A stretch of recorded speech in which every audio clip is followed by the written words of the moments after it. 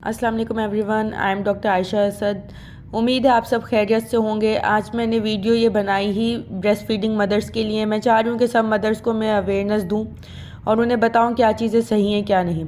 काफ़ी ज़्यादा negative beliefs and practices मौजूद हैं हमारे माशरे में, जिसकी वजह से जो न्यूली मदर्स हैं ख़ास तौर पे वो परेशान रहती हैं, और जो पुरानी मदर्स हैं वो उन्हें हमेशा गलत गाइड कर देती हैं या उन्हें गलत बातें बता दी जाती हैं, जिसकी वजह से माँ और बच्चे दोनों की सेहत मुतासिर होती है। तो हमारी यही कोशिश होती है कि हम दोनों को जो है सही चीज़ें बताएं और सही से गाइड करें। ये बुक सामने रखने का मकसद ये है कि कोई ये ना कहे कि डॉक्टर्स अपनी तरफ से बात बनाते हैं। डॉक्टर्स को क्या पता है, डॉक्टर्स तो सब चीज़ें मना कर देते हैं। जो हम कह रहे हैं वो सही है, क्योंकि हमने बहुत बच्चे पाले हैं। देखिए, जो भी बात की जाती है वो तस्दीक शुदा बातें होती है, साइंटिफिकली प्रूवन बातें होती हैं, और मेडिकल में इतने साल लगाने के बाद अगर हम आप तक सही इन्फॉर्मेशन कन्वे ना कर सकें तो उस चीज़ का कोई फ़ायदा नहीं है। पहले ये देख लें, ये बुक ही है, ताकि बाद में ये बात ना आ जाए कि डॉक्टर ने तो ऐसे ही कोई पेपर रखा था। This is book. ये बातें सब बुक से प्रूवन है। चलें बात करते हैं सबसे नंबर 1 पॉइंट के ऊपर। Prelacteal feeding is common, traditional and excessive. ठीक है, मैं यहाँ से पढ़ रही हूँ। इट मीन्स कि आपने स्टार्टिंग के 3 डेज़ मुकम्मल तौर पे बच्चे को सिर्फ़ और सिर्फ ब्रेस्ट फीड ही देना है। ठीक है, काफ़ी ज़्यादा फैमिलीज़ में चीज़ कॉमन है कि वो लोग साथ में बहुत सारी चीज़ें स्टार्ट करवा देते हैं। तो कोशिश यही होनी चाहिए कि फार्मूला भी ना दिया जाए, फर्स्ट 3 डेज़ जो है मुकम्मल बच्चे को ब्रेस्ट फीड जाए। Second point is colostrum is considered dirty and is discarded. Colostrum, जिसे हम लोग गोल्डन मिल्क भी कहते हैं, ये वो दूध होता है जो स्टार्ट के डेज़ में आता है। ठीक है, और इसका अमूमन कोई कलर नहीं होता, या तो येलो कलर का होता है या फिर ट्रांसपेरेंट भी होता है। और इस येलो कलर के दूध को लोग गंदा कहकर फेंक देते हैं कि ये नहीं देना है आपने बच्चे को, ये ख़राब है। जबकि उसके अंदर अल्लाह ताला ने बहुत सारी एंटीबॉडीज़ रखी हैं जो बच्चे को आगे आने वाली बीमारियों से महफूज करती हैं।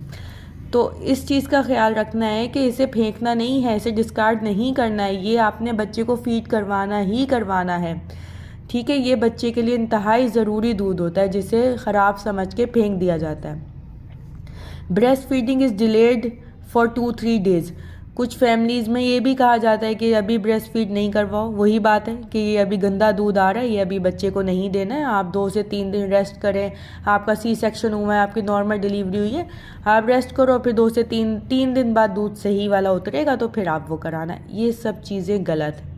आपने पैदाइश की, अगर नॉर्मल डिलीवरी है तो पैदाइश के बाद आधे घंटे से 1 घंटे के अंदर ही बच्चे को अपने सीने के साथ लाजमी लगाना है, ताकि जो है आपका एक तो फ़्लो अच्छा बने फीड का और बच्चे की उसमें भलाई है। ठीक है, from birth breast milk is supplemented with other milks. ये भी एक नेगेटिव बिलीफ, मतलब एक ख़राब चीज़ मानी जाती है कि ब्रेस्ट मिल्क को हमेशा आपने ना दूसरे दूध साथ में बच्चे को लाजमी लगाना है, जैसे काऊ है, गोट है, फॉर्मूला है। ये चीज़ गलत है, ऐसा नहीं करना है। ठीक है, खाली ब्रेस्ट मिल्क जो है वो इनफ होता है बच्चे के लिए, बाकी दूध लगाने की हरगिज़ ज़रूरत नहीं होती। Strong believe that water must be given from birth. ये वाला पॉइंट तो मैं ख़ास तौर पे इन्फोसाइज़ करना चाहूँगी। पानी दे दें, बच्चे को गर्मी लग रही है, बच्चे के साथ ऐसा हो रहा है, पानी दे दें।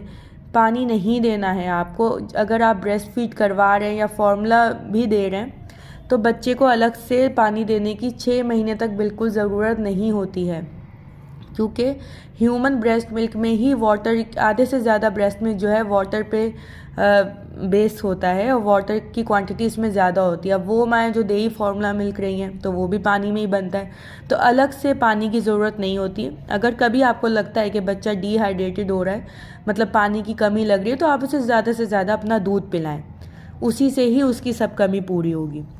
Mix feeding is considered ideal. Mix feeding मतलब जो दूध देते हैं बाहर का भी, ऊपर का दूध भी और अपना भी, उस चीज़ को आइडियल समझा जाता है, विच इज़ रॉन्ग।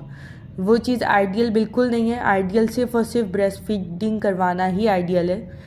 ठीक है, bottle feeding is acceptable and is viewed as convenient. ये पॉइंट तो मोस्टली ही सब मदर्स मानती हैं कि बॉटल फीडिंग आसान है और सब चाहते हैं कि बच्चे को पैदा होते ही हम ना फीडर पे लगा दें, which is wrong. Breast feeding का कुछ भी नेमुल बदल नहीं होता है। तो कोशिश ये की जानी चाहिए, अगर आप जॉब भी कर रहे हैं, या कुछ ऐसी मजबूरी है बाहर जाना है, आप अपने मिल्क को पम्प करें, उसे फीडर में डाल के आप दे सकते हैं बच्चे को, ठीक है। लेकिन ज़रूरत के तहत यूज़ करें, ज़्यादा से ज़्यादा बच्चे को ब्रेस्ट फीडिंग पे ही रखें और फीडर में भी ब्रेस्ट फीड ही दें। Breast feeding is thought to produce weakness in mother, ये वाला जो है दिस इज़ वेरी कॉमन। हर दूसरी औरत समझती है कि मैं दूध पिला रही हूँ इसलिए कमज़ोर हो गई हूँ, और अगर वो समझे ना समझे उनके घर वाले ही कहते हैं कि भाई दूध पिलाने से इसकी हड्डियाँ ख़त्म हो गई, दूध पिलाने से इसमें कुछ नहीं रहा।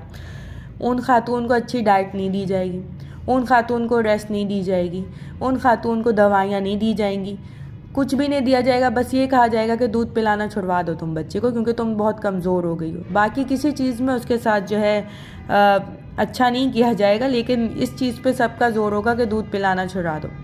तो अगर आपको लगता है कि ब्रेस्ट फीडिंग की वजह से आप कमज़ोर हो गए तो परेशानी की कोई बात नहीं है। आप अपना विटामिन डी चेक करवाएं, आप अपना कैल्शियम चेक करवाएं और अपना आयरन चेक करवाएं। अगर उसमें कुछ मसला है तो उसकी दवाइयाँ मौजूद हैं, और वैसे भी तमाम ब्रेस्ट फीडिंग मदर्स को डेली ही विटामिन डी और कैल्शियम लेना चाहिए।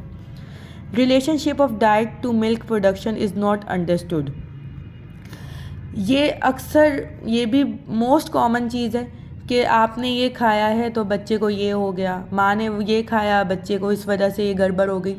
ये चीज़ गलत है। आपके खाने पीने का, I am again repeating it, कि आपके खाने पीने का कोई असर बच्चे को नहीं जा रहा है। आप खाना खा रही हैं वो आपके स्टमक में जा रहा है। कोई ऐसा तरीका नहीं आया है कि आप कुछ खाएंगी, अगर आप दाल खाएंगी तो वो बच्चे के स्टमक में पहुंच जाएगी, या आप गोश्त खाएंगी तो बच्चे के स्टमक में पहुंच जाएगा। ऐसा नहीं होता है। बच्चे को न्यूट्रिएंट्स जा सकते हैं, ठीक है, लेकिन ऐसा नहीं होता है कि बच्चे जिस तरीके की बातें कही जाती है सोसाइटी में कि पेट में दर्द हो गया माँ के दूध की वजह से हुआ, सर्दी लग गई सीना जाम हो गया माँ ने ये खाया था, आइसक्रीम खाई थी इस वजह से हो गया, ये सब चीज़ें गलत है। ऐसा नहीं होता है। सॉरी मेरे हाथ ज़रा इतने स्टेबल नहीं है, कांप रहे हैं, तो आप लोगों को ज़रा अच्छी वीडियो नहीं देखने को मिलेगी। The healthiest baby is one who is plump and is both breast feed and mother feed. मोटा बच्चा अच्छा बच्चा, ये एक बहुत ही बड़ी गलत फहमी है। मोटा होना कोई कमाल नहीं, हर किसी की अपनी जीन्स होती हैं।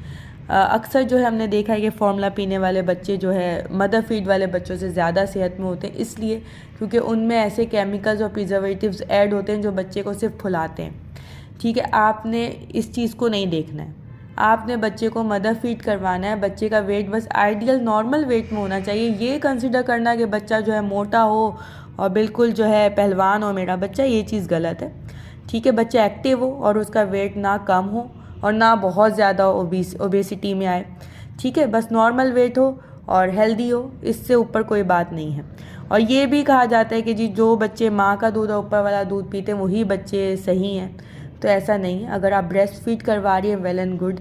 अगर आप किसी मजबूरी से, बहुत किसी मजबूरी से नहीं दे पा रही, I can totally understand this situation, क्योंकि मैं भी ऐसी सिचुएशन से गुजर चुकी हूँ कि फार्मूला फीड आपको करवाना पड़ रहा है, तो इट्स ओके, इसमें बुराई नहीं है।